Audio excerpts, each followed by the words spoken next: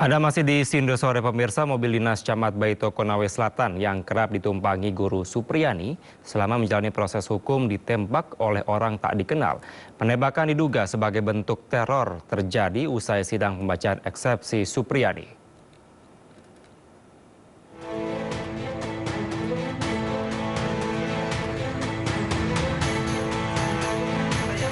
Mobil dinas Camat Baito diduga ditembak orang tidak dikenal usai sidang kedua Guru Supriyani di Pengadilan Negeri Andolo, Konawe Selatan, Sulawesi Tenggara, Senin kemarin. Mobil yang kerap digunakan Guru Supriyani ini diduga ditembak di depan SD Negeri 3 Baito.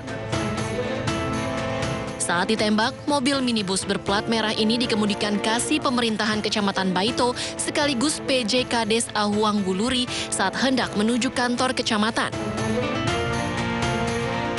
Ada insiden, ini mobil dinas camat yang biasa juga dipakai, tapi tadi itu ditembak.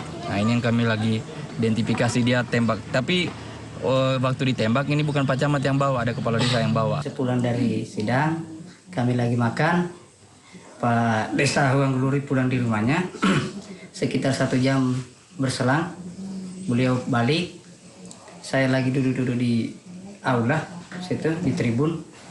Kemudian Pak Herman menelpon, katanya mobil ada yang terkena peluru.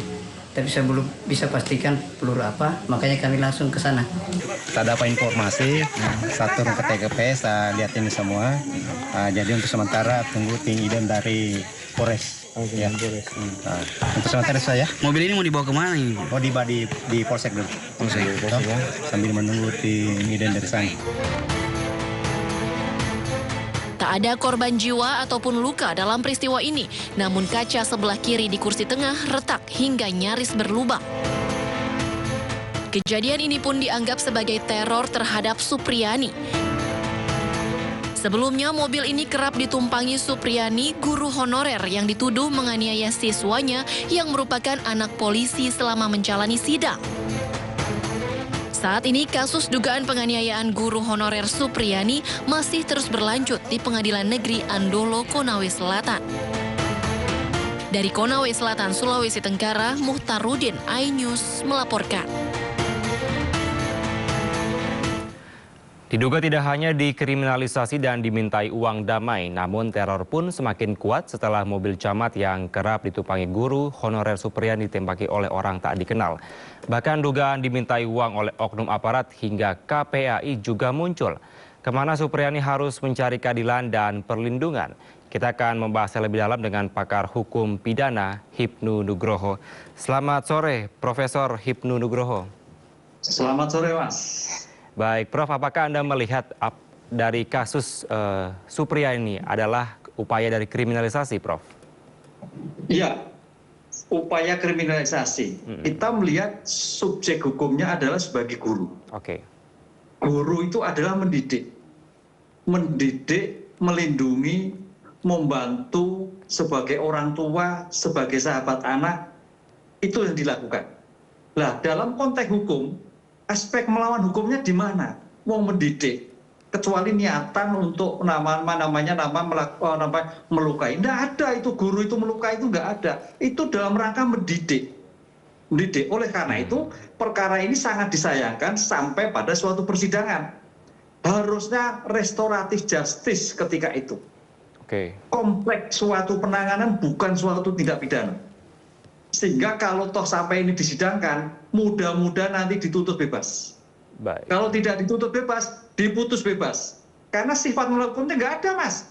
Konteks guru, kita jangan tag nganiaya. Konteks mendidik, itu sangat yang harus dilakukan dalam anak-anak sekarang.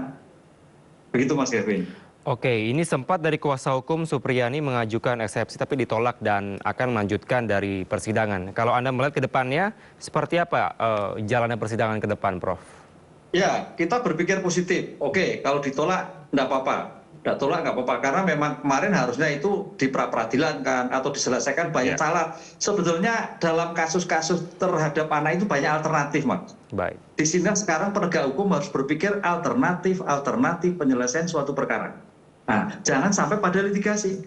oke, sekarang pada litigasi, justru litigasi ini nanti kita berpikir positif, mampu mendudukkan penasihat hukum bahwa ini perannya adalah sebagai guru. Dalam konteks mendidik, dalam konteks membangun kecerdasan, sikap, tingkah laku anak dalam suatu sekolah. Jadi tidak ada sifat melawan hukum, sifat menganiaya itu nggak mungkin, nggak ada. Oleh karena itu ada dua kemungkinan Mas yang bisa ingat. Mudah-mudahan nanti hakim memutus bebas karena aspek subjektif tidak terbukti.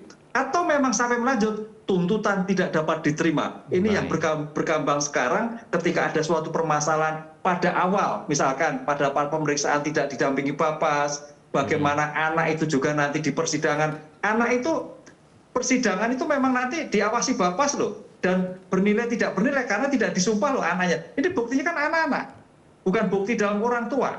Nah, kualitas bukti harus dinilai dalam suatu pembuktian. Mudah-mudahan hakim objektif bahwa ini adalah tidak terbukti karena sifat melawan hukumnya tidak ada dan kualitas bukti yang dilakukan tidak mempunyai nilai sebagai bukti dalam suatu keterangan saksi. Karena saksinya adalah anak korban lagi, anak berhadapan dengan hukum lagi. Itu, Mas. Baik. Prof, kalau Anda melihat kira-kira upaya hukum apa yang bisa dilakukan dari pihak kuasa hukum dari Supriyani untuk bisa memberikan kebebasan dan juga bisa membela kliennya Supriyani ini, Prof? Memberikan suatu penjelasan bahwa Supriyani tidak ada sifat melawan hukum. Karena suatu sikap dikatakan sebagai melawan hukum itu ada mens rea. Mens rea ini apa? Guru kok melakukan penganiayaan? Nggak ada itu kamusnya. Nggak ada, itu mungkin saking anak nakalnya itu kalau sampai guru itu melakukan seperti itu. Nah, disinilah nanti akan terlihat ketika mens rea sifat melawan hukum tidak terbukti, saya kira insya Allah hakim akan menuntut bebas. Baik. Sampai dengan saat ini kan juga kasus ini menarik dari perhatian publik ya, Prof ya. Ketua DPR RI dan juga dari Wakil Ketua Komisi 10 DPR RI dan juga ini menjadi viral di masyarakat. Kira-kira apa yang perlu diperbaiki dari sistem peradilan kita? Apakah memang tidak terburu-buru untuk bisa melakukan proses pengadilan dan terutama yang berhubungan dengan penegakan hukum, Prof? Ya, kalau melihat kasus sampai ada penembakan mobil camat, ini kok kayaknya ada suatu keburu-buru. Padahal namanya peradilan anak itu peradilan yang betul-betul harus dilihat, apalagi dalam lingkup pendidikan, bukan suatu tindak pidana di luar pendidikan. Sehingga konsep alternatif penyelesaian damai, penyelesaian pendidik itu harus ditemukan.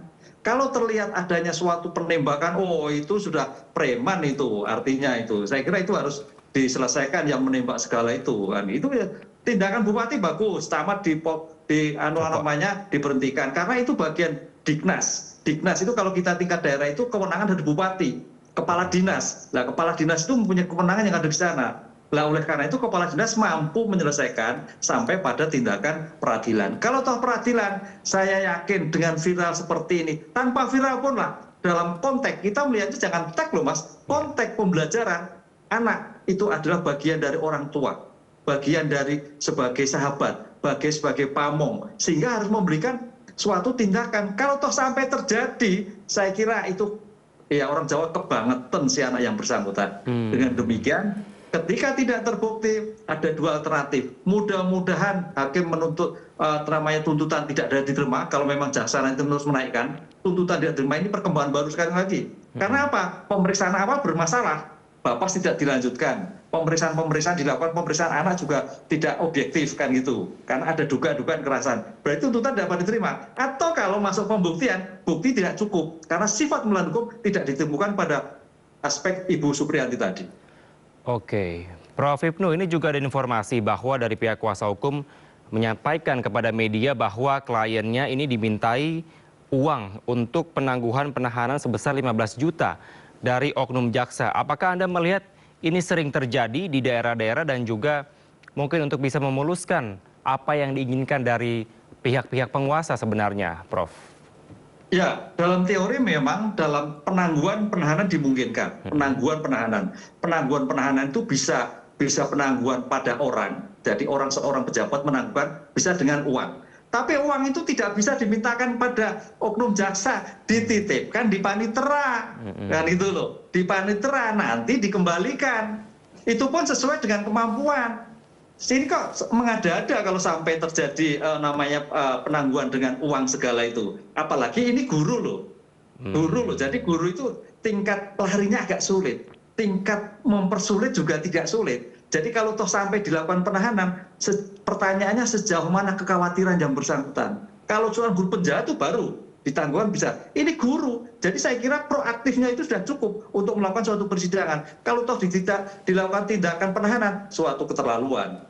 Sejauh mana? Karena penahanan itu syaratnya dua. Ada kekhawatiran melarikan diri. Masa guru melarikan? Melari kemana? Barang bukti sudah ada, apalagi barang bukti ada di sekolah. Ini saya kira suatu bentuk upaya-upaya paksa yang berlebihan lah kalau sampai ada suatu penahanan guru, apalagi terhadap kaitannya dengan pendidikan. Gitu. Oke, berarti sebenarnya tidak ada penangguhan, tidak ada uang penangguhan sebenarnya, Prof. Hipnu, sampai 15 juta bisa. nominal. Jadi penangguhan itu bisa tanpa penangguhan, bisa tanpa jaminan. Jadi ada jaminan orang, jaminan orang misalkan Mas Dewi menjaminkan, atau tanpa jaminan, bisa. Tanpa jaminan. Nah ini kalau dengan jaminan, nah cari-cari itu. Oke, selanjutnya ini juga ada informasi bahwa adanya pihak-pihak kepolisian, oknum-oknum kepolisian yang memang ingin meminta uang damai sebesar 50 juta kepada pihak Supriyani untuk bisa agar kasus ini bisa berjalan lebih damai, kira-kira seperti itu, Prof. Anda sudah mendengar informasi ini, Prof, dan apa yang bisa Anda kritisi soal ini? Kalau menurut saya masuk pemerasan itu. Oke, pemerasan. Iya, karena namanya penyelesaian damai itu tidak sampai seperti itu. Pemulihan pada keadaan. Sekarang pertanyaannya, si korban itu luka atau tidak? Orangnya cukup atau tidak? Nggak ada istilah seperti itu. Kalau itu terjadi, itu pemulihan korban. Jadi tidak bisa menentukan 50 juta, oh itu pemerasan. Ini saya kira Kapolda setempat harus melakukan tindakan oknum-oknum seperti itu. Sudah bukan zamannya lagi. Ini yang masalah ini. Gitu, Mas. Baik, baik. Prof, kira-kira apa sih yang perlu diperbaiki begitu ya, Prof, ya? Karena mungkin di daerah kurang termonitor dengan baik, pengawasannya mungkin apakah kurang baik di sana, sehingga kasus-kasus ini sering terjadi, Prof. Ya, memang namanya pendidikan semua punya peran. Masyarakat punya peran, orang tua punya peran, pemerintah punya peran. Karena pendidikan tidak bisa berdiri sendiri. Oleh karena itu campur tangan dalam rangka untuk meningkatkan pendidikan, apakah itu pemerintah daerah, apakah itu bupati, apa itu kepala dinas, apakah itu camat, mempunyai suatu modal yang sangat besar. Sehingga kalau terjadi kesalahan seperti ini, saya sepakat camat dicopot, mungkin kepala dinas juga dicopot oleh bupati yang bersangkutan. Karena jangan sampai namanya pendidikan tercederai. Kalau seperti itu nggak usah disekolahkan kalau anak seperti itu. Kemungkinan bupati juga dicopot, apakah bisa, Prof? Bupati mencopot kepala dinasnya. Kalau bupati yang dicopot bisa? Oh enggak, sulit, itu gubernur, politik, ya. Jadi yang bertanggung jawab teknis adalah kepala dinas pendidikan setempat. Oh baik, kepala dinas pendidikan dari daerah Konawe ya?